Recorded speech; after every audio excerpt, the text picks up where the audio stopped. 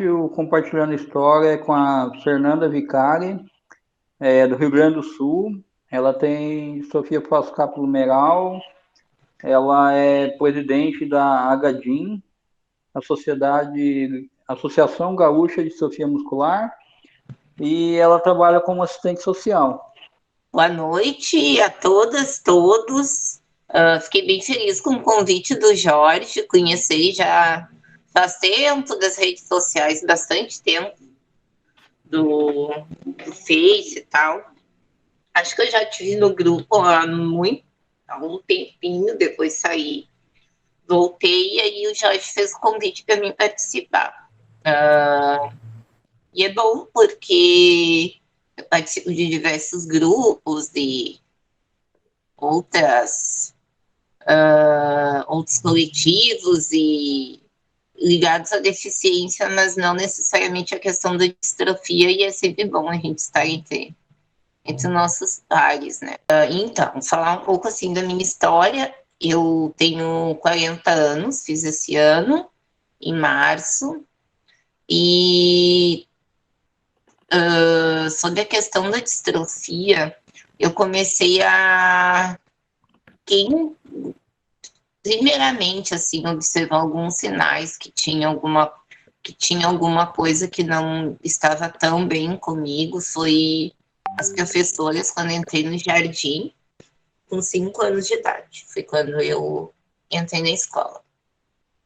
E aí os professores comentaram com a minha mãe, notaram mais a questão, né, principalmente da fala e tal, e eu caminhava com bem pouca dificuldade, mas fazia um pouco de ponta de pé, mas assim, a minha era bem tranquilo, eu recordo, assim, eu tenho uma memória muito, muito nítida da minha infância, muito, muito, muito. E daí começou aquela peregrinação de hospital, de médico. Tanto que o meu prontuário no clínicas eu tinha 5 anos, 4 anos, na verdade. É o mesmo prontuário. E aí e foi com 10 anos que eu fui encaminhada para uma neuromuscular infantil, que ela diagnosticou que eu tinha uma miopatia. E eu estava na sala junto e eu lembro como se fosse exatamente agora ela falando, assim. Eu lembro muito dessas coisas. E ela dizendo que eu tinha uma doença, que ia progredir, mas falando com a minha mãe, mas eu assimilando tudo, porque ela era muito ligada. Que a doença ia progredir e que podia ser até que eu usasse cadeira de rodas. Só que aquilo, assim, me chocou absurdamente. Eu fiquei com aquilo na cabeça e a única coisa que eu pensava era isso: eu não vou usar, eu não vou usar, eu não vou usar. Aí peguei, eu fiz aquele exame, o eletro, das agulhinhas e tal, tudo. E ali, a partir dali, eu comecei a fazer fisioterapia, interminavelmente. Com 10 anos, primeiro minha mãe ia comigo, depois eu ia sozinha, mas fazia pelo SUS, era uma fisioterapia toda errada, que mais adiante eu fui descobrir que uma das causas de ter avançado assim tão rapidamente, não sei se tão rapidamente, mas assim, antes do tempo, foi a questão das fisioterapias, que foram bem falhas na minha vida. Eu estudei, eu sou assistente social, né, como o Jorge falou. Estudei no colégio aqui perto da minha casa e, por ironia do destino, o meu colégio era virado em escada. Ele tem muito escada. Ele é num buraco e lá em cima é tudo obstruído. É assustador. Tanto quando eu comecei na primeira série, eu descia bonitinho, descia as escadinhas, subia degrauzinho por degrauzinho, né? Mas a minha era tranquilo. E foi muito louco, porque como eu estudei até o 2º grau, no último ano, eu já não conseguia subir mais, eu não conseguia nem descer as escadas e nem conseguia subir sozinha. E aí lá embaixo tinha um portão que era por onde entravam os carros, e a diretora não queria me autorizar, porque não era a entrada dos alunos. Eu disse assim, mas eu não consigo mais. sabe? Ou, assim, as gurias, as minhas amigas iam, me ajudavam, mas era bem, bem desgastante, então já tinha bastante dificuldade, e ali foi que eu terminei o colégio. Aí terminei o colégio, tentei faculdade, mas aí não tinha condições de pagar. Hoje eu moro com a minha mãe e o meu sobrinho mais velho. Meu pai morreu, vai fazer 10 anos esse ano. 10 anos faz esse ano. E aí eu tava com uns 23 anos quando eu resolvi estudar para fazer o vestibular de novo. E aí a faculdade que eu ia tentar, que é a Unicinos, ela tinha bolsa filantropia. Eu só conseguiria estudar se eu ganhasse a bolsa. Aí, no final das contas, consegui, passei no vestibular, consegui a bolsa, fiz a faculdade. Nessa época eu ganhava benefício, eu ganhava o BPC, que era com que eu pagava a faculdade, acho que na época o BPC era R$ 220, se eu não me engano. Foi em 2004 que eu entrei na faculdade. Era 220 mil, se eu não me engano. Acho que minha faculdade era R$ 80 que eu pagava, porque eu tinha bolsa de 80%. E aí, tá bem, fui, estudei, e no decorrer desse tempo que eu estava na faculdade, a distrofia foi se agravando, porque era bem difícil, assim, para mim, porque eu moro na região metropolitana de Porto Alegre, a faculdade fica em outro município. Então, eu tinha que pegar um ônibus da minha casa até o trem, descia do trem na estação Unicinos, e lá eu pegava mais um ônibus até a faculdade. E era extremamente exaustivo. Extremamente exaustivo, exaustivo, exaustivo, mas quando chegou no último ano eu não tinha mais força. Não tinha, não. Eu subia a passarela assim, quase morrendo. Para mim subir no ônibus, tinha que ser um ônibus específico, que meu corpo já dava conta, senão eu não conseguia, e eu caía o tempo inteiro. Não, isso aí faz parte, né, da vida de todo mundo. Caí, isso sempre foi. Meu joelho é todo marcado até hoje, mas aí, claro, eu já caía, mas eu não caía mais que nem antigamente, eu caía estendida no chão, assim. E era bem engraçado, que eu saía muito com uma amiga, e aí quando a gente estava andando, às vezes, na rua, e quando eu caía, e as pessoas diziam, ai, o que a gente faz dela? Não, preciso de um homem forte. Alguém consiga juntar ela. Porque tinha que me juntar inteira, porque não é, né, que a gente não consegue encaixar o quadril, aquela coisa. Era bem engraçado, mas as minhas amigas já tinham toda a manha, já catavam alguém para me ajudar, para me levantar. Então, quanto a isso, assim, para mim foi bem tranquilo. Mas, assim, quanto às amizades, eu tenho amigas ainda do tempo de quando eu era criança, que eu tinha 7, 8 anos, tempo do colégio, que eu tinha 12. Tem algumas da faculdade também que ficaram amigas, mas foram poucas, acho que foram 3, se eu não me engano. E sempre foi muito tranquilo, sabe, assim, para mim, fazer parte de tudo, sabe. E fui fazendo mais amigos, né, ao longo da história e tal. Aí, no último ano, quando eu estava me formando, que eu estava comentando que foi tchau, Karina, beijo, que foi bem difícil. Eu tive síndrome do pânico, eu tive uma depressão bem severa, porque eu não consegui, pela dificuldade física, eu comecei a ter muito medo de sair de casa. E eu me lembro uma vez, eu pegava o ônibus na esquina da minha casa, o motorista, na verdade, parava para mim todo dia. E aí, um dia eu fui subir no ônibus, eu caí, só que, tipo, pra ele era muito tranquilo, porque eu vivia caindo, entende? Então ele vinha, né, ele me juntava e me jogava no banquinho do ônibus, me colocava. E aí, quando eu caí, aí eu disse ele assim, ai, Ruth, tu me ajuda? Aí ele foi sair da cadeira do motorista para me ajudar, e tinha uma mulher no ônibus e disse assim, você como é que deixa uma pessoa dessa sair sozinha? Ai, aquilo, assim, tem certas coisas, assim, que são muito marcantes, né, na nossa vida, e essa não essa fala dessas pessoas, sabe, horrorosas, assim, Nossa, foi muita coisa horrível, assim, que a distrofia fez comigo, sabe? Acho que mais do que eu acho que eu estar na cadeira hoje minimiza muito as coisas para mim, perto de tudo que eu passei enquanto eu caminhava, assim, do fato de eu cair, de eu caminhar com muita dificuldade, das pessoas não me ajudarem, de eu pedir ajuda e as pessoas me ignorarem. E aí até tem uma amiga minha que diz assim, ai, Fê, tu pede ajuda tão tranquilamente, as pessoas, eu tenho tanta vergonha. Eu disse assim, não é tranquilamente, isso foi muito tomar na cara para te conseguir aprender, para te lidar com tudo isso. Então, isso assim, aconteceu daí no fim com toda a síndrome do pânico, não sei o que, depressão, daí eu peguei, fui para psiquiatra, comecei a tomar medicação, consegui terminar meu TCC, que eu não estava conseguindo nem estudar, não estava conseguindo nada, estava muito, muito travada. Daí me formei, a formatura foi aquela palhaçada, né?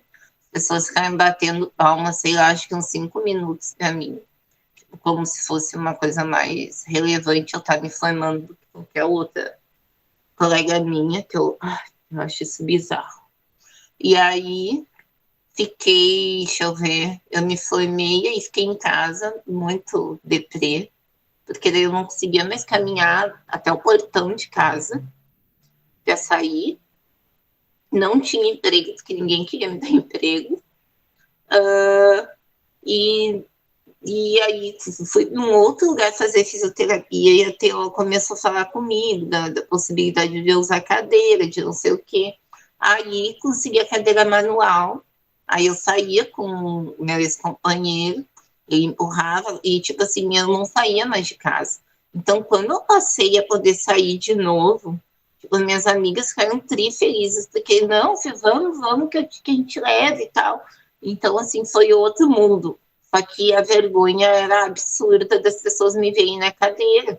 E assim como tinha gente que via e, tipo, ignorava, tinha gente que dizia, mas tu não vai ficar assim, né? Mas tu não precisa ficar sempre na cadeira, né? Porque as pessoas são muito indelicadas e mal educadas. Então, para mim, eu já saía pensando, rezando assim, Senhor, eu não quero encontrar nenhum conhecido, não quero encontrar nenhum conhecido. E até hoje eu confesso que ainda pessoas que eu uso a cadeira de, assim, a motorizada, vai fazer 9 anos agora em agosto, direto. E ainda assim, eu ainda tenho pessoas que quando me veem pela primeira vez, eu ainda me sinto constrangido. E isso é bem, bem louco, assim. E aí foi até que, deixa eu ver, aí em 2012 eu caí, quebrei a perna. Até então eu ainda dava uma caminhadinha e tal. Caí, quebrei a perna, quebrei a tíbia, a fíbula, botei gesso quase 4 meses, aí não consegui caminhar mais de jeito nenhum. E nesse tempo, uma ex-colega minha da faculdade disse que estavam precisando de uma assistente social com deficiência, ela me indicou. E foi eu digo assim que é muito engraçada a minha história quanto a isso, porque eu só tinha cadeira manual, se eu não tivesse cadeira motorizada, eu não ia conseguir o emprego, e nesse meio tempo, uma senhora lá na cidade onde a minha avó morava, morreu, e a família foi doar a cadeira, e meu tio ouviu no rádio, e disse que iam pegar para mim, mas não sabiam que estado estava a cadeira. Eu só troquei a bateria, troquei os pneus, a cadeira estava ótima, tanto que eu uso ela até hoje. Aí eu disse assim, a velhinha tadinha morreu na hora certa de me ajudar. Pelo menos a morte dela serviu para alguma coisa, assim, me ajudou um monte. Aí tá, consegui, fui pro... não, mas isso, antes do meu trabalho, eu já estava indo das reuniões do conselho da pessoa com deficiência aqui de Canoas. E eu estava super adorando, né? E eu também tinha muita aversão a pessoas com deficiência. Esqueci de contar isso para vocês, que é uma coisa assim que era muito louco pela questão da negação da minha deficiência. Eu nem sequer falava essa palavra. Eu não conseguia falar isso, deficiência.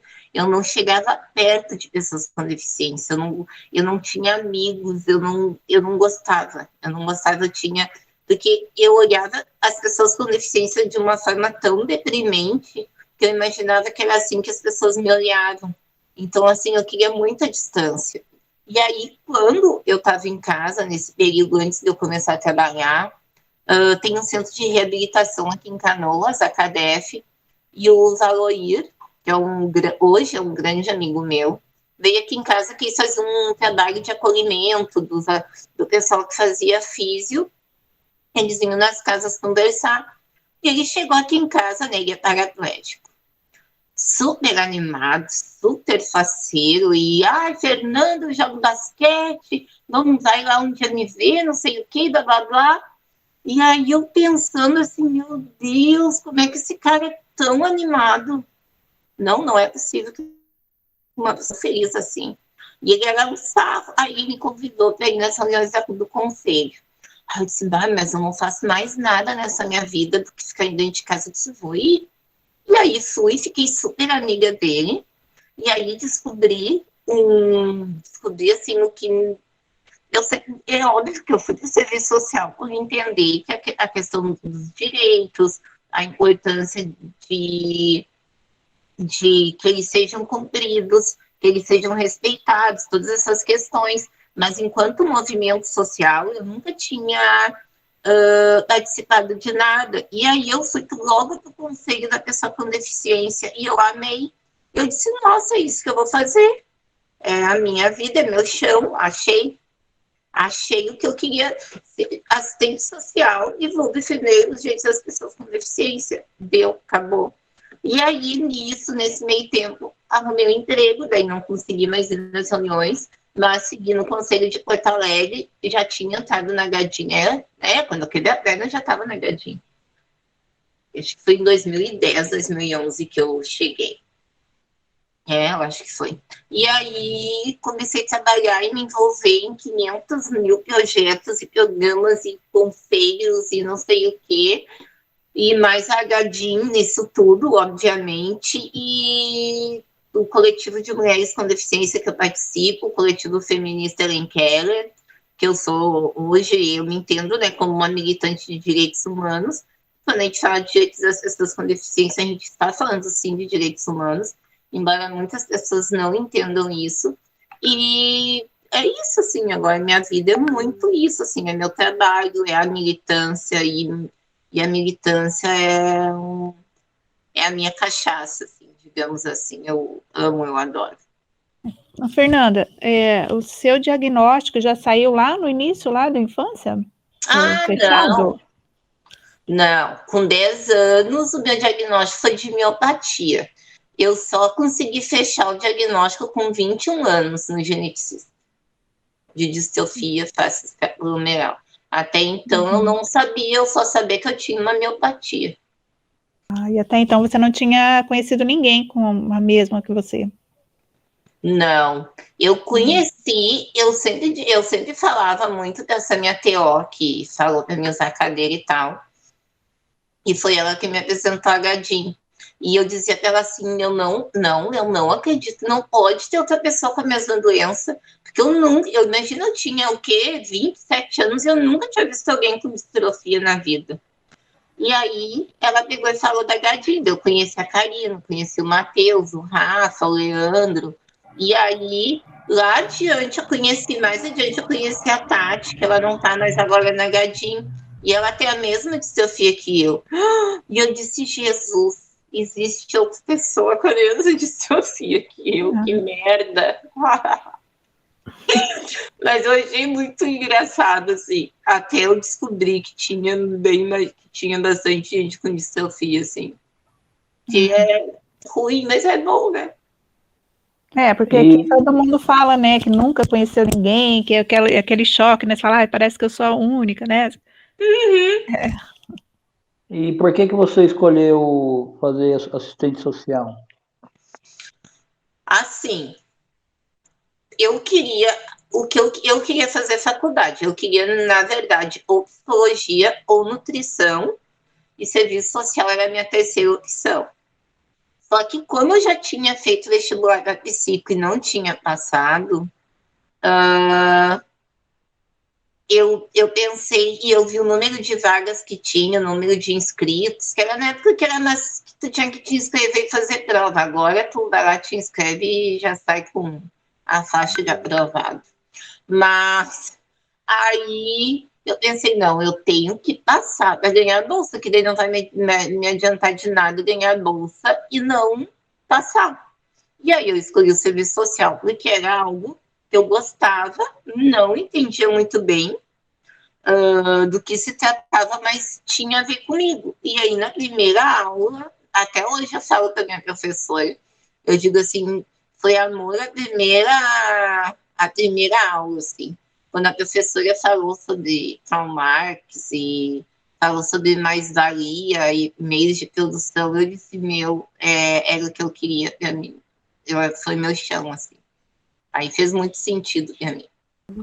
Você é casada, tem filhos? Não, já fui, mas não sou mais e não tenho filhos. Só tenho sobrinhos e afilhados.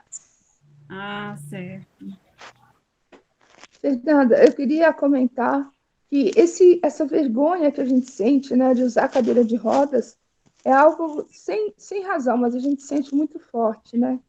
E eu também passei por isso, falar, eu sou cadeirante, eu marcava consultas médicas e nem me lembrava de perguntar se tinha acesso para cadeira de rodas, né?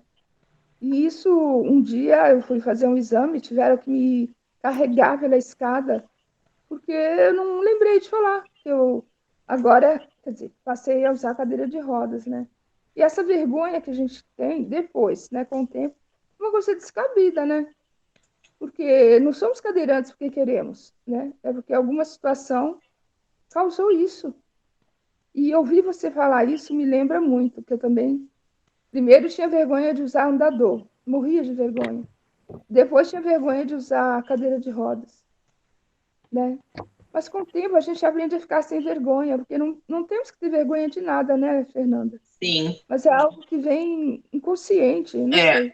É inconsciente, é muito louco, assim. E, na verdade, hoje tudo isso faz muito sentido para mim, sabe? Porque a gente vive numa sociedade que é tão capacitista, que vê a gente de uma forma tão, seja infantilizada, seja como pessoas não produtivas, seja como pessoas que dão trabalho, como se o nosso lugar não fosse, né, no mundo, como se a gente não tivesse o lugar. E aí é muito difícil a gente não introjetar isso em nós, né?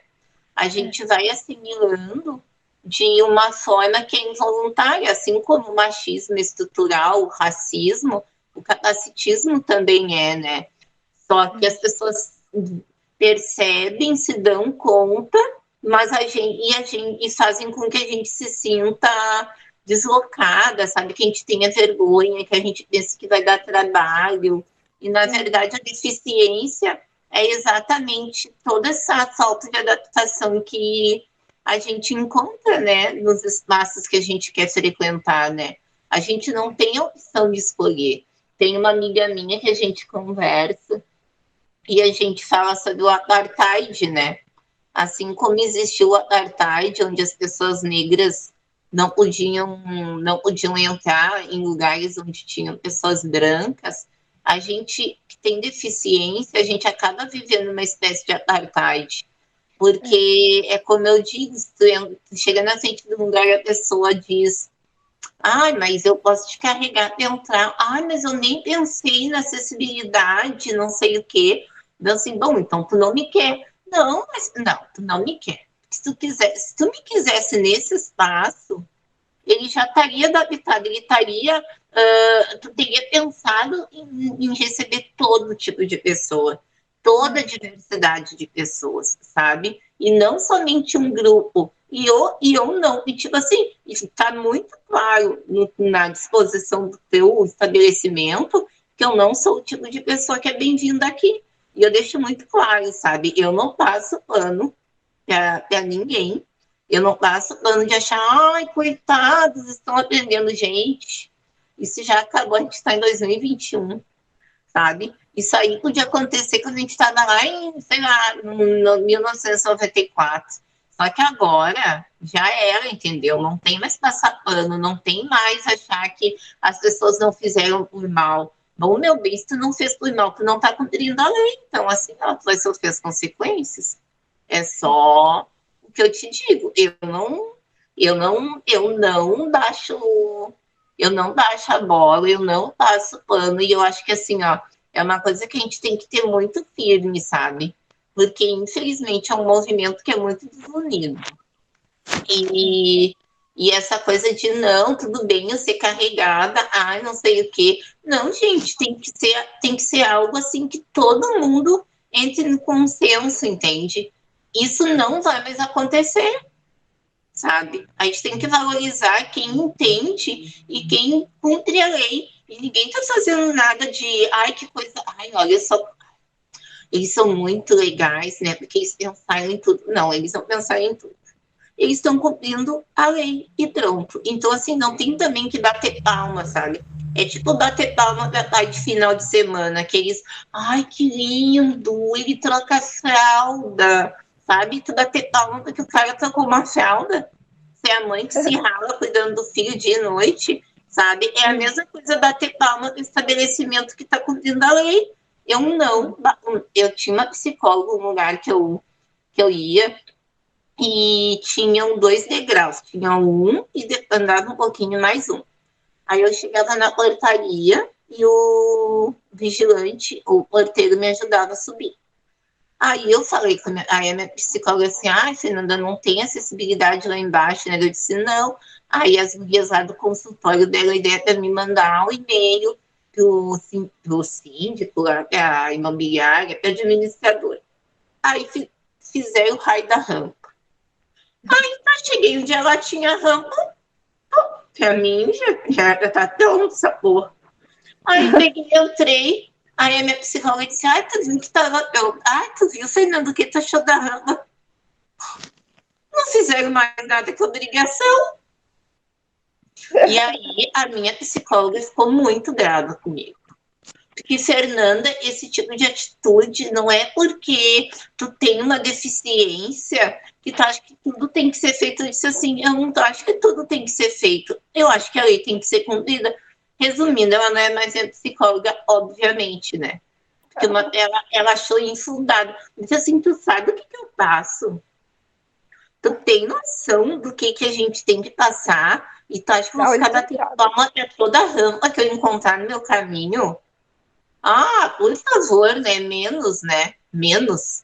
E aí ela não gostou do jeito que eu falei, ela disse que eu fui muito agressiva. E eu fui quem eu tinha que ser. E eles tinham mesmo que ter feito aquela rampa. Você usa BIPAP, alguma coisa assim, Fernanda? Você usa BIPAP? Não uso nada. Que bom. Nada.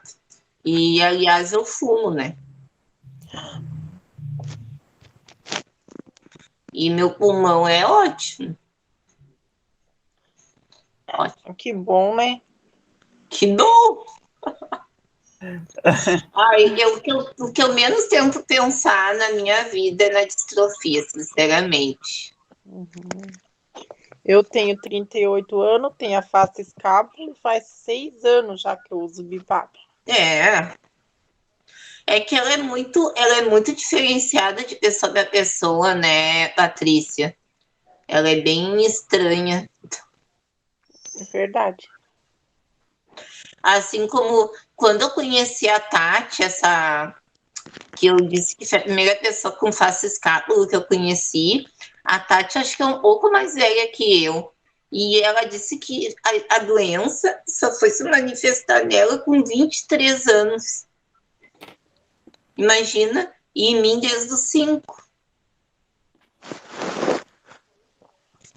Então, ela é uma doença muito louca, assim. Muito estranha. E como que você se vira no dia a dia, Fernanda? Você precisa de ajuda? Você adaptou? Você consegue fazer as coisas sozinha? Assim,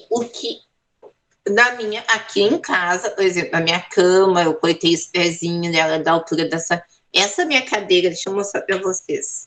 Meu xodó. Se um dia acontecer alguma coisa com ela, acho que eu morro junto. É aquelas Freedom bem simplinhas, sabe? Véia. Tá até sem a carenagem aqui do lado.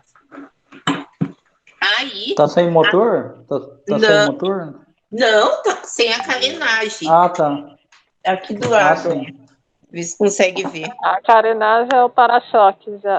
Isso. Sim, Porque entendi, quebrou, entendi. sabe por quê? De eu bater no ônibus. Porque o ônibus, quando o cinto não fica bem preso, ficava batendo. Eu Eu tive tava uma em Porto dessa. Alegre, né? Eu pego o Nossa, ônibus eu e o trem. quebrava direto a minha também. Isso. Quebrava toda hora. E aí, essa carenagem não se acha mais porque ela é das antigas. Então, foda-se, né? Eu vou deixar assim. Aí, a minha cama, os pezinhos são cortados, eu consigo me transferir sozinha. O vaso, assim, quando eu quebrei a perna, eu fiquei no meu quarto, né? Como eu moro com a minha mãe, eu fiquei no quarto dela, que é onde eu conseguia passar. Aí, nisso, a minha ex-sogra construiu um quarto para mim e pro meu ex. A gente ficou 8 anos juntos. Aí, tipo, junto com a casa da minha mãe, mais um quarto com banheiro, um quarto gigante, imenso, muito grande. E aí, com banheiro já adaptado. Então, quando eles foram colocar o vaso, eu já medi a altura do vaso da altura da minha cadeira. Então, eu consigo me transferir também da minha cadeira do vaso. Mas se for outra cadeira, aí já era. Daí muda, acaba comigo, né? Então, como eu não tenho força, pela questão da falta de força, quando a gente sai é bem complicado, porque normalmente os vasos são mais baixos, né? Aí eu consigo passar e não consigo voltar do raio da cadeira. Odeio. E aí, por exemplo, para tomar banho, eu consigo passar para a cadeira de banho sozinha, mas depois eu tenho que vir da minha cama, meu sobrinho me ajuda, lavar o cabelo, a minha irmã lava para mim. Aí eu não lavo no chuveiro, porque eu não aguento lavar cabelo no chuveiro, porque eu tenho um cabelão, né? E aí lavar no chuveiro eu acho muito. E aí, como eu não consigo fechar o olho, o meu olho parece que vai explodir, assim, é horrível. Então eu lavo no lavatório o cabelo. Mas é isso, assim, que eu preciso de ajuda. Eu fiz uma cozinha no meu quarto. Então, tipo, se eu quiser cozinhar, eu consigo cozinhar, eu adaptei ela, tudo bonitinho. Um dia que ela não tiver desarrumada, eu mostro para vocês. Ela é a coisa mais bonitinha. A minha amiga disse que é cozinha de anão, porque ela é bem baixinha. Você mora nesse quarto que a tua ex-sogra fez para vocês, é isso? É, isso. Que alguma coisa a sogra serve às vezes, né? Não, legal, legal. É bom ter quarto grande. Nossa, ele é super. Tem sofá, tem horrores. Aí eu fiz Eu um coloquei. closet também. Quando ele não tiver um babaderno, eu vou fazer um tour e vou botar lá no grupo para vocês verem. É bem legal. Eu comprei um vaso sanitário que é próprio para cadeirante mesmo, não precisa adaptar nada, ele é da mesma altura da cadeira, sabe? Aí eu também É, consigo passar. Mas para cadeira de banho eu não consigo. Você tirou o braço da cadeira ou não? De sim, banho? a minha cadeira de banho é aquela com roda grande, não é de rodinha, Ah, sabe? sim.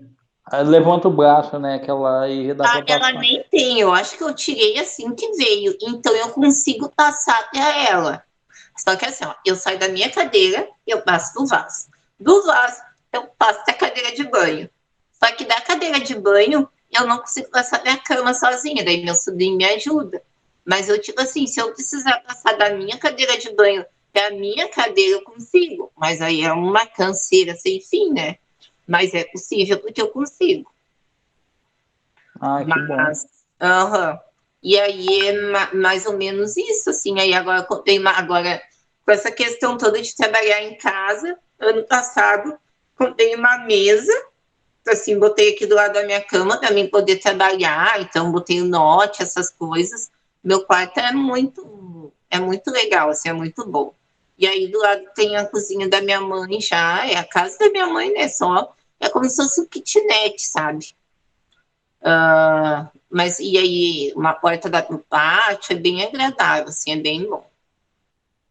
Um banheiro bem grande, sem box, sem degrau, sem nada. Todo mundo adora meu banheiro. Você fez mais ou menos o que eu fiz aqui. Muito bom. Quadradão, bem grande, né? Fernanda, com que idade você começou a usar a cadeira? Deixa eu pensar, 2012, eu tinha 31. Acho que foi com uns 30. Eu usava a manual, né? Usava eventualmente para sair, para dar banda, assim. Mas depois a motorizada foi em 2012.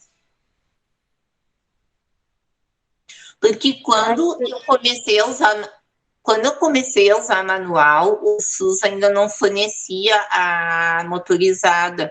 Então eu entrei na justiça e levou anos para vir a minha. Quando veio, já estava quase o SUS fornecendo, sabe?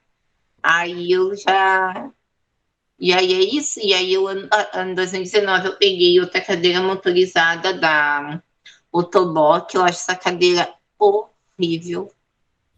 Ela não é uma cadeira, é um trator. Não gosto dela. Mas ela É que a gente acaba adaptando com a primeira cadeira, normalmente a gente acaba adaptando. Se você, às vezes, começar a ficar outra, é sempre assim.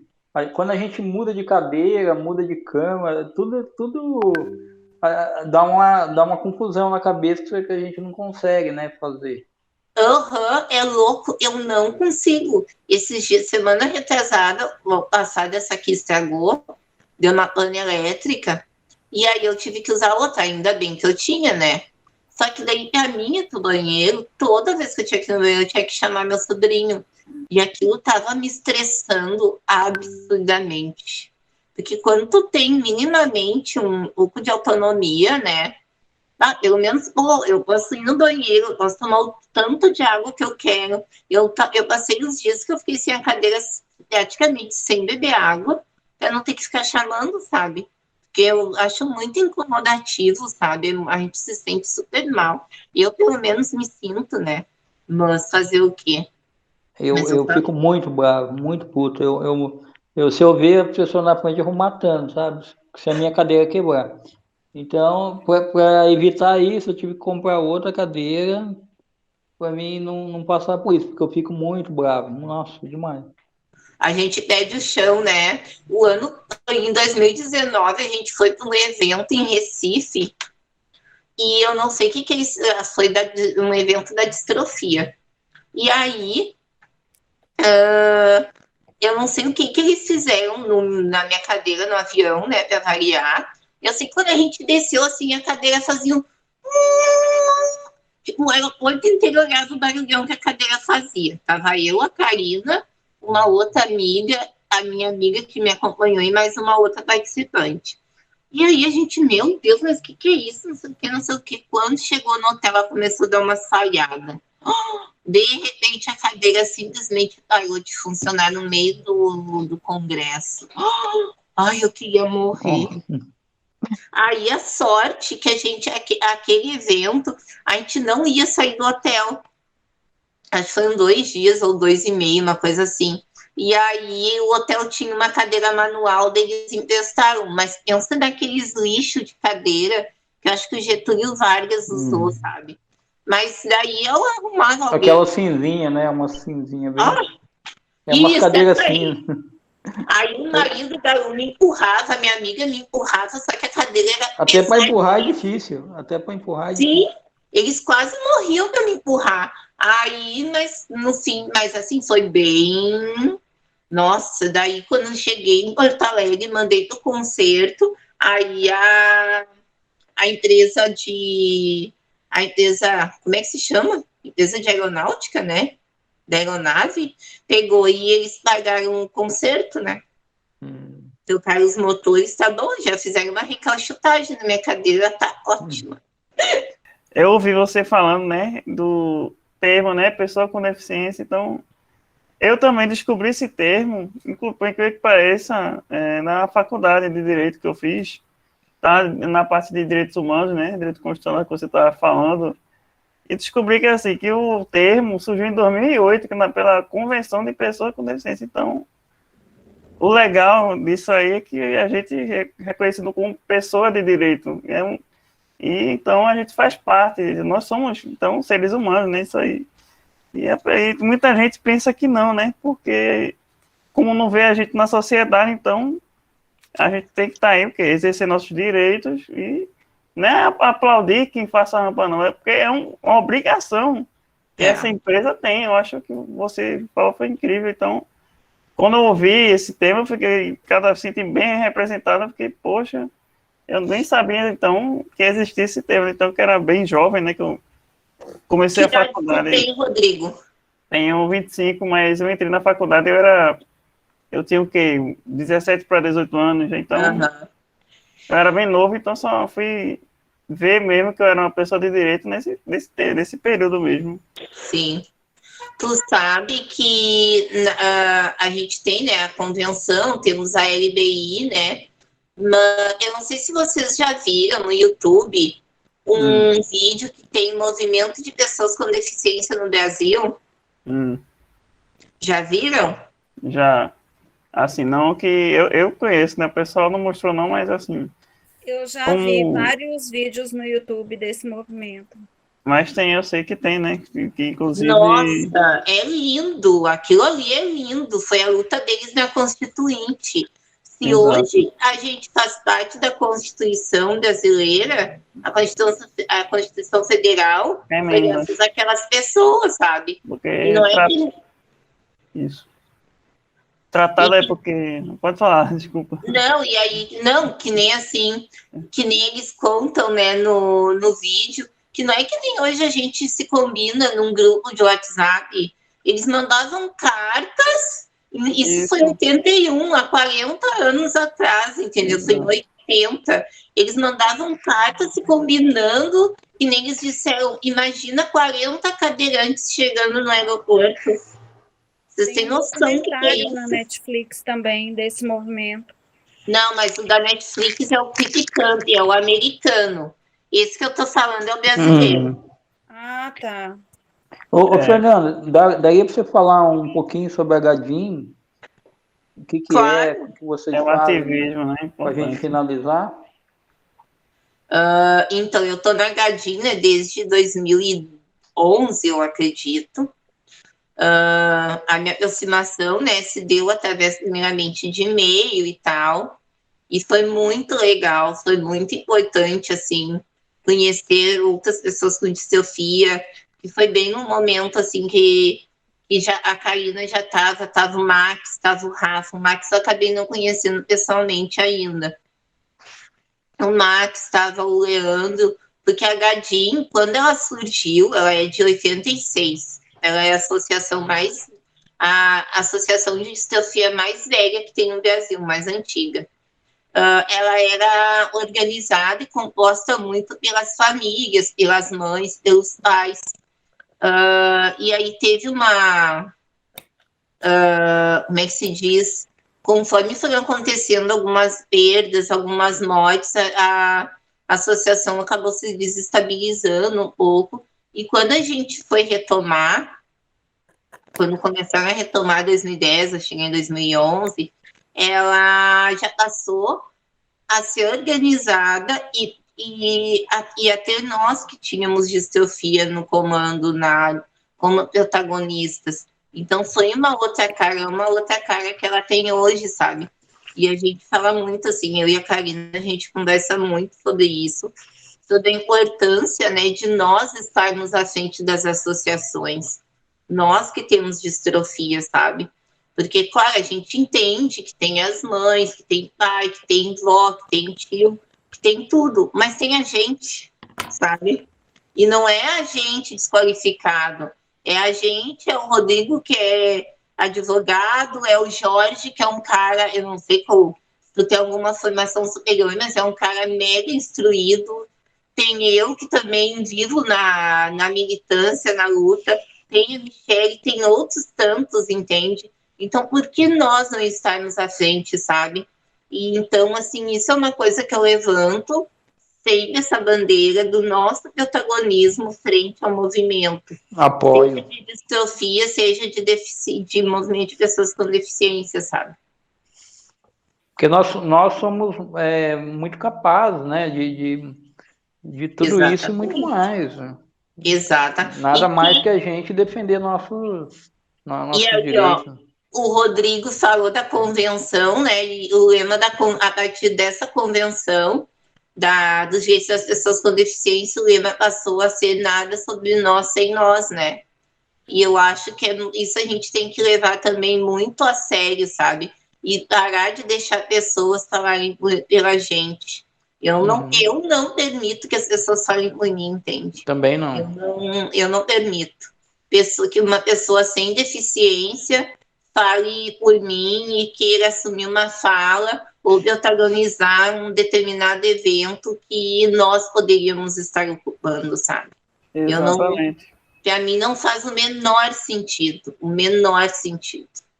Eu faço questão de falar, até quando às vezes eu saio com a minha mãe, né? E as pessoas têm mania de perguntar as coisas para quem está acompanhando a gente, né? Uhum. A minha mãe já fala, é com ele. Uhum. Fala com ele.